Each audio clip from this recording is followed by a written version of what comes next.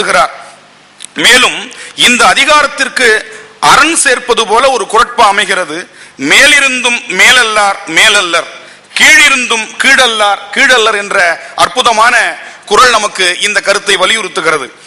எனவே இதற்கு அடுத்தபடியாக வள்ளுவர் குறிப்பிடுகின்ற அற்புதமான ஒரு கருத்து, அந்தணர் என்போர் அறவோர். நாம் குறிப்பிடக்கூடிய அந்தணர் என்பது குலத்தாலோ பிறப்பாலோ சாதியாலோ இல்லை, அறச்சிந்தனை உடையவர்கள் யார் அந்தணர்கள் என்று சொல்லுகின்றார். அதுவும் எவ்வுயிர்க்கும் செந்தன்மை பூண்டு ஒழுகலான் என்று சொல்லுகின்றார்.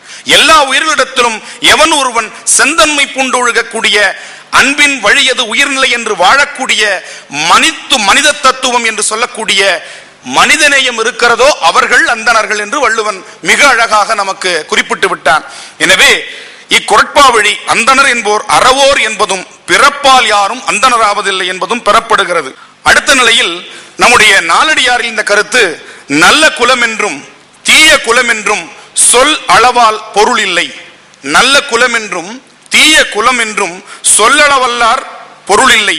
தொல் சிறப்பின் ஒன் பொருளன்றோ தவம் கல்வி ஆழ்வினை என்று இவற்றால் ஆகும் குலம். ஒருவனுடைய சிறப்பு என்பது அவனுடைய கல்வியினால் மட்டும்தான் இங்கே பெறப்பட வேண்டுமே தவிர அவனுடைய குலத்தை வைத்து இந்த சிந்தனை இருக்கக்கூடாது என்று மிக அழகாக குறிப்பிடுகிறது. நான்மணி கடிகையிலிருந்து ஒரே ஒரு பாடல். கள்ளி வயிற்றில் அகில் பிறக்கும், மான் வயிற்றில் ஒள்ளரிதாரம் பிறக்கும், பெருங்கடலுள் பல்விளைய முத்தம் பிறக்கும், அறிவார் யார் நல்லாள் பிறக்கும் குடி. எனவே எந்த குலத்திலும் எந்த சாதியிலும் எப்பேற்பட்ட இடத்திலும் நல்லவர்கள் தோன்றினால் அவர்கள் ஒன்றாக கருதப்படுவார்கள் என்பதற்கு இந்த பாடல் நமக்கு காட்டுகிறது. அதே போல நீதி இலக்கியங்களை அதிகமாக நமக்கு அள்ளித்தந்த ஔவையார் ஒரு இடத்தில் குறிப்பிடுகின்றார், சாதி இரண்டொழிய வேறில்லை, சாற்றும் கால் நீதி வழுவா நெறிமுறையின் மேதினியில் இட்டார் பெரியோர் இடாதார் இடிகுலத்தோர். இங்கே வள்ளல் தன்மையை வைத்துக் கொண்டு அவர் சாதியை இரண்டாக பார்க்கிறார். இங்கே கொடுப்பவர்கள் உயர்ந்த சாதிக்காரர்கள், தனக்கென்று வைத்துக் கொண்டு தான் மட்டும் அனுபவித்துக் கொண்டிருக்கக்கூடிய கருமிகள் தாழ்ந்த சாதிக்காரர்கள் என்று சொல்லுகின்றார். இட்டார் பெரியோர் இடாதார் இடிகுலத்தோர் பட்டாங்கில் உள்ளபடி என்றுகின்றார். நீதி வெண்பாவில் ஒரு அற்புதமான வெண்பா, தாமரை பொன் முத்து சவரம் கோரோசனை பால் பூமரு தேன் பட்டு புனுகு சவ்வாது ஆம் அழல் மற்ற எங்கு பிறந்தாலும் எல்லாரே நல்லோர்கள் எங்கு பிறந்தாலும் என். நல்லோர்கள் எங்கு பிறந்தாலும் அவர்களை ஏற்றுக்கொள்வார்கள் என்ற கருத்தில் நமக்கு நீதி வெண்பா குறிப்பிடுகிறது. மற்றொரு பாடல், நீசனோ நீசன் நினையும் கால் சொல் தவறும் நீசனே நீசன். எவன் ஒருவன் சொன்ன சொல்லில் இருந்து தவறுகிறானோ அவன்தான் தாழ்ந்த குலத்தை சார்ந்தவன் என்று சொல்லுகிறது.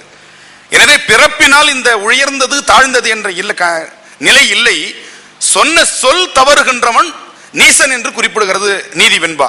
நீசனோ நீசன் நினையும் கால் சொல் தவறும் நீசனே நீசன், அவனையே நீச புலையனாம் என்றுரைக்கும் புல்லியனே மேலாம் புலையனாம் என்றே புகழ் என்று சொல்லுகின்றது.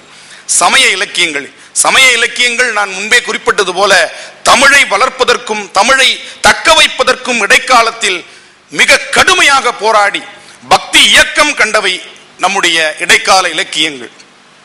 சுந்தரர் செந்தமிழ் என்று நாம் பார்த்தாலும், திருஞான சம்பந்தருடைய தமிழ் என்று பார்த்தாலும் ஒரு பாடல் நினைவுபடுத்துவதை என்னுடைய கடமையாக கருதுகின்றேன்.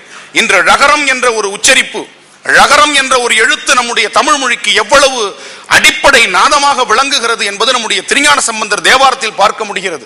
ஒரு பாடல் முழுவதும் வரக்கூடிய சொற்கள் அனைத்திலுமே அந்த ழகரத்தை பயன்படுத்துகிறார். இன்றைய இருக்கின்ற இளைய தலைமுறைக்கு இந்த ழகரம் என்பதே வருவதற்கு மிகவும் கடினப்பட வேண்டியதாக இருக்கிறது. அதை எந்த ஒரே ஒரு லா என்ற எல் என்ற அர்த்தத்தில் வரக்கூடிய ஒலிப்பில் வரக்கூடிய ஒரே ஒலியை மட்டும்தான் இன்றைய இளைய தலைமுறைகள் 3 எழுத்துக்கும் பயன்படுத்தி கொண்டிருக்கிறார்கள். ழகரமும் வருவதில்லை, லகரமும் வருவதில்லை. எதை சொன்னாலும் லகரமாகவே வந்தார்கள் போனார்கள் இருந்தார்கள் என்று கல்லை தூக்கி அடிக்கக்கூடியதாக இந்த தமிழ் சென்று கொண்டிருக்கின்ற வேளையில் நம்முடைய சமயத்தமிழ் சான்றோர் எப்படி பாடியிருக்கிறார்கள் பாருங்கள். ஒரே ஒரு பாடல், ஒழுகலறி தடிகளில் உழி உலகு பழிபெருகு வழியே நினையா முழுதுடலில் எழுமயிர்கள் தழுவு முனி குழுவினோடு கழுவு சிவனை தொழுதுலகில் எழுகுமலம் அழியும் வகை கழுவு முறை கழுமல நகர் பழுதிலரை எழுதுமொழி தமிழ் விரகன் வழிமொழிகள் மொழி தகையவே. எல்லா சொல்லும் நகரத்திலே அமைஞ்சிருக்கு. இந்த பாடலை நாம் பயிற்சி கொடுத்தால் நிச்சயமாக இன்று அந்த நாப்பழக்கம், செந்தமிழும் நாப்பழக்கம் மத்த எந்த மொழிக்கும் கிடையாதுங்க. குகனொடும் ஐவரானும் முன்பு பின் குன்று சூழ்வான் மகனொடும் அறுவரானும் எம்முழை அன்பின் வந்த அகனமர் காதலைய நின்னுடம் எழுவரானும் புகழரும் காணம் தந்து புதல்வரால் பொலிந்தான் நுந்தை என்று சொல்லுகின்ற அற்புதமான வார்த்தை. இந்த நுந்தை என்ற வார்த்தையில் நம்முடைய பிறப்பினால் எதுவும் இல்லை என்பதற்கு அற்புதமான ஒரு ஆணித்தரமான ஒரு மைய பொருண்மை கிடைத்திருக்கிறது. என் தந்தை என்று சொல்லவில்லை, புதல்வரால் பொலிந்தான் நுந்தை என்று சொல்லுகிறார். உன்னுடைய அப்பா என்று சொல்லக்கூடிய ஒரு அற்புதமான தன்மையை பார்க்கின்றோம். அது மட்டுமல்ல, பறவைகளிடத்திலும் விலங்கினிடத்திலும் ராமன் சகோதர மனப்பான்மையுடன் பழகக்கூடிய செய்திகள் எல்லாம் நம்ம கம்பராமாயணத்தில் நிறைய பார்க்கலாம்.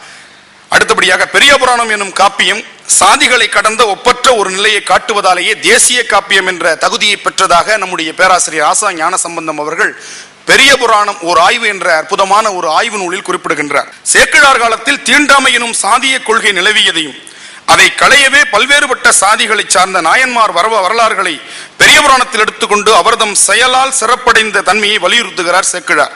மேலும் ஐயர் என்ற சொல்லாட்சி, முக்கியமான ஒரு இடத்திற்கு வருகிறேன், தயவு செய்து இதை ஆன்றோர்கள் கூர்ந்து கவனிக்க வேண்டும். ஐயர் என்ற சொல்லாட்சி நம்முடைய பெரிய புராணத்தில் 3 இடங்களில் சேக்கிழார் பயன்படுத்துகிறார். ஐயர் என்ற சொல்லாட்சியை சேக்கிழார் 3 இடங்களில் பதிவு செய்கிறார். அதில் அந்தனராக வரக்கூடிய அந்தனர் குலத்தில் பிறந்த நம்முடைய அப்பூதியடிகளாருக்கு அவர் பயன்படுத்தவில்லை. எங்கே பயன்படுத்துகிறார் என்பதை இந்த கட்டுரை காட்டுகிறது.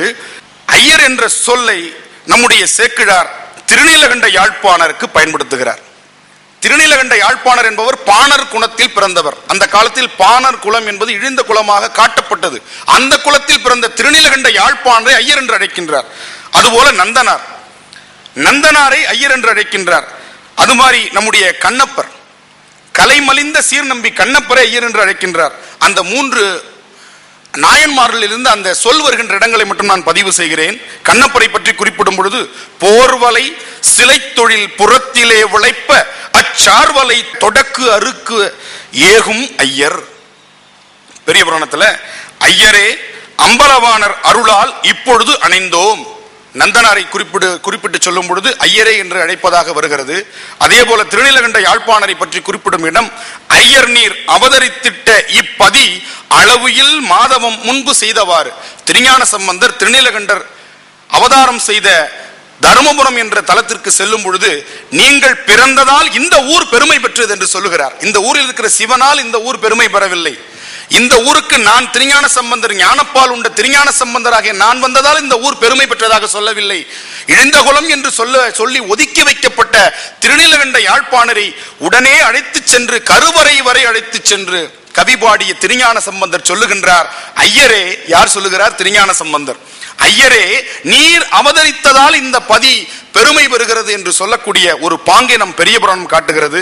சித்தர் பாடலிலிருந்து ஒரே ஒரு பாடல் நேரம் கருதி, சாதியாவது ஏதடா சலம் திரண்ட நீரலோ பூதவாசல் ஒன்றலோ பூதம் 5 ஒன்றலோ காதில் வாழ காரை கம்பி பாடகம் பொன் ஒன்றல்லோ சாதிபேதம் ஓதுகின்ற தன்மை என்ன தன்மையோ.